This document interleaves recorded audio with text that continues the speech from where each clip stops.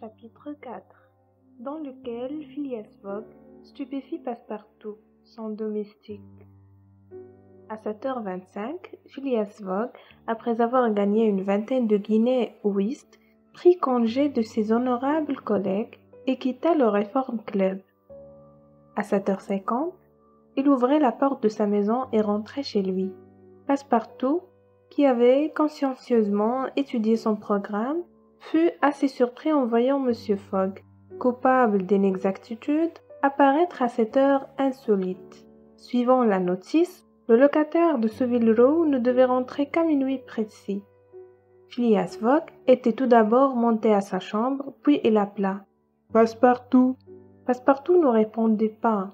Cet appel ne pouvait s'adresser à lui, ce n'était pas l'heure. « Passepartout », reprit M. Fogg, sans élever la voix davantage. Passepartout se montra. « C'est la deuxième fois que je vous appelle, » dit M. Fogg. « Mais il n'est pas minuit, » répondit Passepartout, sa montre à la main.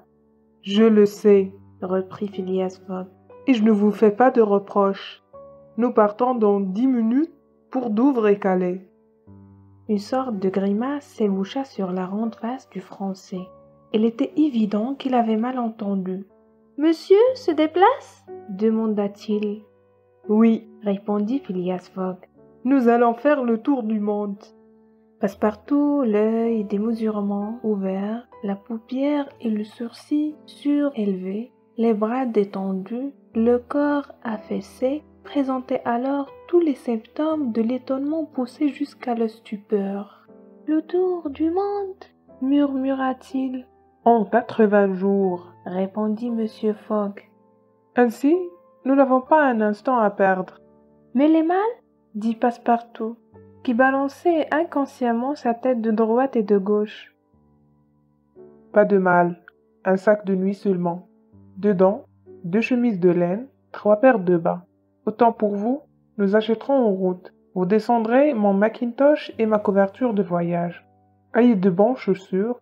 D'ailleurs, nous marcherons peu ou pas. Allez. » Passepartout aurait voulu répondre, il ne put. Il quitta la chambre de M. Fogg, monta dans la sienne, tomba sur une chaise et employant une phrase assez vulgaire de son pays. « Ah bien, se dit-il, elle est forte, celle-là, moi qui voulais rester tranquille. » Et, machinalement, il fit ses préparatifs de départ. Le tour du monde en 80 jours, avait-il affaire à un fou? Non, c'est une plaisanterie. On allait à Douvres, bien à Calais, soit. Après tout, cela ne pouvait notablement contrarier le brave garçon, qui, depuis 5 ans, n'avait pas foulé le sol de la patrie. Peut-être même irait-on jusqu'à Paris, et, ma foi, il reverrait avec plaisir la grande capitale. Mais certainement un gentleman aussi ménager de ses pas s'arrêterait là. Oui, sans doute, mais il n'en était pas moins vrai qu'il partait, qu'il se déplaçait, ce gentleman si casanier jusqu'alors.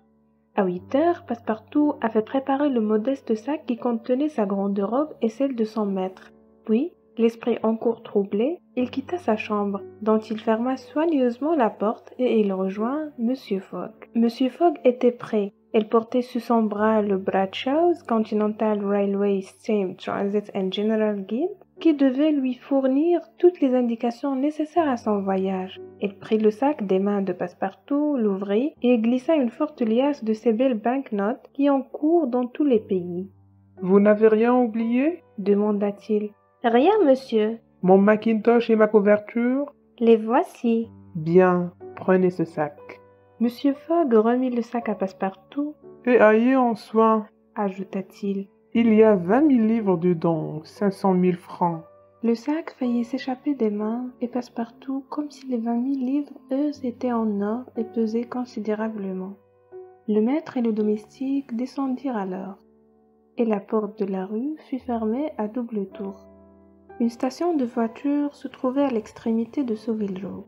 Phileas Fogg et son domestique montèrent dans un cab qui se dirigea rapidement vers la gare de Charing Cross, à laquelle aboutit un des embranchements du South Eastern Railway. À 8h20, le cab s'arrêta devant la grille de la gare. Passepartout sauta à terre, son maître le suivit et paya le cocher.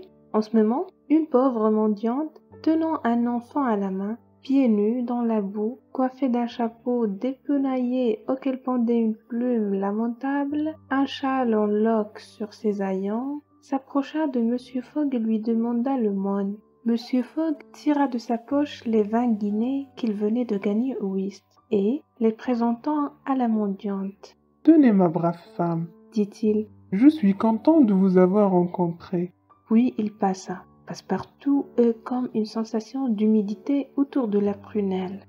Son maître avait fait un pas dans son cœur. Monsieur Fogg et lui entrèrent aussitôt dans la grande salle de la gare. Là, Phileas Fogg donna à Passepartout l'ordre de prendre 2 billets de première classe pour Paris. Puis, se retournant, il aperçut ses 5 collègues du Reform Club. « Messieurs, je pars, dit-il, et les divers visas apposés sur un passeport que j'emporte à cet effet vous permettront, au retour, de contrôler mon itinéraire. »« Oh, monsieur Fogg, répondit poliment Gauthier Ralph, c'est inutile. Nous nous en rapporterons à votre honneur et gentlemen. »« Cela vaut mieux ainsi, dit monsieur Fogg. »« Vous n'oubliez pas que vous devez être revenu, fit observer Andrew Stuart. »« Dans 80 jours, répondit monsieur Fogg. »« Le samedi 21 décembre 1872 à 8h45 du soir. Au revoir, messieurs. » À 8h40, Phileas Fogg et son domestique prirent place dans le même compartiment. À 8h45, un coup de sifflet retentit et le train se mit en marche. La nuit était noire. Il tombait une pluie fine. Phileas Fogg, à côté dans son coin, ne parlait pas. Passepartout, encore abasourdi, pressait machinalement contre lui le sac banknotes. Mais le train n'avait pas dépassé Sydenham que Passepartout poussait un véritable cri de désespoir. « Qu'avez-vous » demanda M. Fogg. « Il y a que dans ma précipitation, mon trouble, j'ai oublié... » « Quoi ?»« D'éteindre le bec de gaz de ma chambre. »« Eh bien, mon garçon, répondit froidement M. Fogg. Il brûle à votre compte. »